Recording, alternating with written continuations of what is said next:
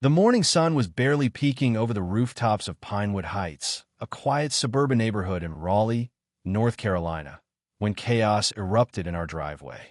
It was July 12th, 2024, and my wife, Sophia, had been dreaming of this vacation for years. 2 glorious weeks of no work, no emergencies, just her tending to her garden and binge-watching her favorite shows. She'd earned it, being the county sheriff and all. But at 7 a.m., our peaceful plans shattered when our neighbor, Linda Harris, the self-proclaimed queen of the Pinewood Heights Homeowners Association, stormed out of her house like a hurricane in khakis. Sophia had just backed her SUV out to let me run to the store. In her rush, the front tire ended up maybe 2 inches over the invisible line separating our driveway from the shared strip we split with Linda. I swear it was nothing 2 inches. I measured it later. But within seconds, Linda materialized, clutching a metal ruler and a clipboard that looked like it had survived a war. "Violation," she bellowed, her voice so loud it sent sparrows scattering from the oaks. "Your vehicle is on common property, a blatant breach of HOA Code 4.2.a. Sophia, still in her flannel pajamas and holding her first coffee of the day, blinked at Linda with the patience of a saint. "I'll move it," she said, reaching for her keys. But Linda blocked her path, eyes blazing. "Too late. This is your third warning." Sophia frowned, confused. "We've never talked about parking before. We've been here a year." Linda's face turned a shade of red. I didn't know it was possible. "Ignorance is no excuse, Martinez. I have photos, months of evidence. You've been on my list." From our porch, I caught sight of Linda's husband, Tom, peering through their curtains. He mouthed sorry before vanishing, clearly used to his wife's reign of terror. Our neighbor, old Mr. Jenkins, was out walking his dachshund and stopped to watch, shaking his head. Later, he'd tell me Linda had arrested 3 other neighbors at year 1 for leaving their trash cans out too long, another for a mailbox that was too shiny, and poor Mrs. Lee for her kids' sidewalk chalk art. Each time, Linda had declared a citizen's arrest and threatened to call the cops. Most folks just ignored her or complied to avoid the drama. But with us, it felt different, personal, venomous. Sophia moved the car, jotting something in a small notebook she pulled from her pocket. "Keeping records," she told me later, showing me pages of neat notes about Linda's outbursts. She'd been documenting every encounter, sensing trouble brewing. And trouble was right. The next day, I ran into Mr. Jenkins by the mailboxes, and he dropped a bombshell.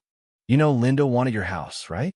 When it hit the market, she had it all planned for her cousin, curtains picked, furniture measured. Then you and Sophia swooped in with a cash offer, $60,000 over asking. She's been out for blood ever since." What followed was a 48-hour siege that would have made a thriller writer jealous. At 5 a.m. the next day, car alarms blared. I stumbled outside to find industrial-grade traffic cones blocking our driveway, a laminated sign zip-tied to one. "Parking restricted by HOA enforcement." Sophia, sipping coffee, snapped photos and made notes. By the time I dragged the cones away, Linda was filming me, yelling about stealing HOA property. That afternoon, she slapped neon yellow violation stickers on every window of her house, big, ugly things listing nonsense like lawn too green or doorbell too loud. That night, at 11 p.m., a loudspeaker blasted Linda's voice. "Attention, residents. Criminals live at 1423 Oak Lane. Stay vigilant." She repeated it hourly until 3 a.m., waking the whole street. By day 2, Linda had escalated to full delusion. She marched up and down our sidewalk in a cheap police costume navy shirt with enforcement in iron-on letters, a fake badge, and a utility belt stuffed with zip ties and a ticket book. At noon, I found a fake eviction notice taped to our door, signed Officer L. Harris, Chief of HOA Enforcement. It demanded we vacate in 24 hours. Sophia laughed, adding it to her evidence folder. That evening, Linda set up a folding table on our lawn for an emergency neighborhood watch meeting. About 6 people showed up, mostly curious. She ranted about our criminal empire, unveiling a police utility belt with handcuffs, declaring she'd soon have real authority. The next morning, Linda took it to a new level. She set up a lawn chair at her property line, live streaming our driveway to her HOA enforcement social media group, 12 members, mostly her own fake accounts. At 7:15, Sophia stepped out for the newspaper, and Linda pounced, blocking her path. "You're under citizen's arrest for violating HOA Code 4.2 today," she screamed, brandishing real steel handcuffs. "Hands behind your back." Sophia, unfazed, asked, "What gives you the authority to arrest anyone?" Linda puffed up. "I'm the duly appointed HOA enforcement officer. I've had extensive training." Later, we learned her training was binge-watching cop shows and a shady online course. Then Linda dialed 911, claiming she'd caught a violent criminal. Her call was pure theater. "She's threatening me with a weapon, a 2-ton SUV she could use to run me over." Sophia, holding only her coffee mug, raised an eyebrow. The operator, clearly skeptical, sent officers anyway. When 2 cruisers arrived, 4 cops stepped out, led by Officer Ramirez, a seasoned pro. Linda rushed him, waving her fake badge. "I've made a citizen's arrest, and she's resisting." Ramirez scanned the scene. Linda in her costume, Sophia in pajamas. Me in the doorway then froze when he recognized Sophia. "Sheriff Martinez," he said, stunned. Sophia sighed. "Hey, Ramirez, how's the new baby?" The other officers snapped to attention. "Ma'am, healthy girl, 7 pounds," Ramirez replied, then turned to Linda. "This is Sheriff Sophia Martinez. She runs the county police department. She's our boss." Linda's handcuffs hit the pavement with a clatter. Her face collapsed as neighbors poured out, phones recording. The Petersons, fined by Linda for unauthorized flower pots, were gleeful. "She tried to arrest the sheriff?" they whispered. Linda didn't back down. Within hours, she filed a complaint against Sophia for abuse of power and hired a sketchy lawyer whose face was on every bus stop. She posted edited videos online, painting Sophia as a corrupt tyrant. At the next HOA meeting, Linda unveiled a PowerPoint, "The Corruption at 1423, with slides of Sophia's coffee mug labeled potential weapon and our driveway with trigonometric proof of violations." The crowd snickered, but Linda's 5 loyal board members nodded like puppets. Sophia stood, presenting her evidence: 132 photos Linda took of our property, 28 unapproved violation notices, recordings of her loudspeaker rants, and a police report of her fake arrest attempt. The room went silent. Tom, Linda's husband, walked in, handing Sophia a USB drive. "This is our garage camera footage," he said. "She's been planning to drive you out for months." The vote to oust Linda as HOA president was close 28 to 26, her loyalists holding firm. She kept her title, crowing, "I am the law here." But the county's investigation into Sophia took a turn.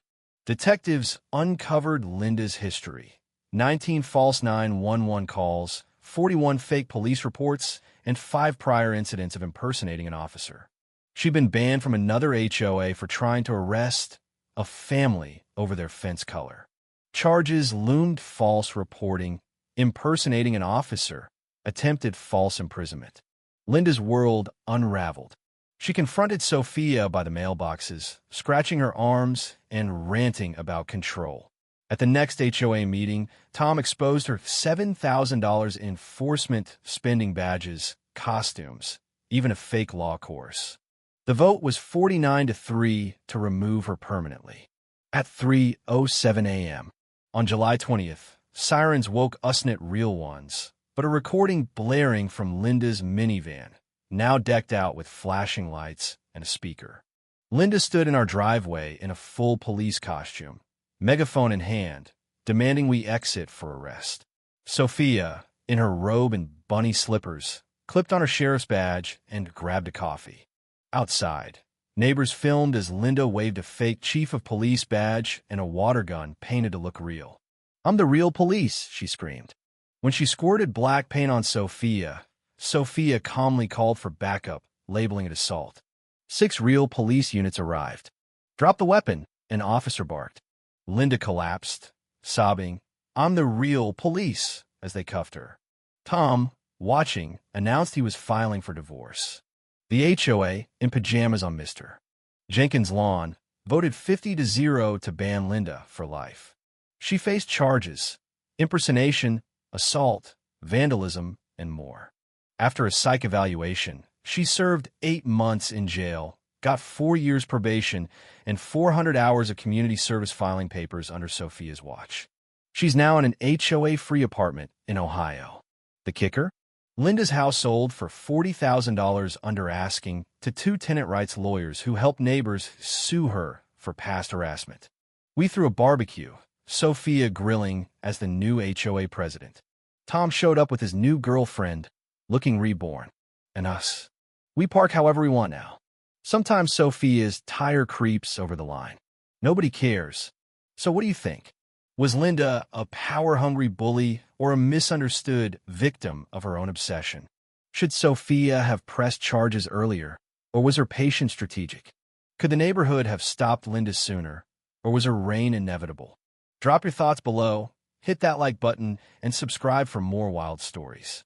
Where are you watching from, and what's the craziest neighbor drama you've seen?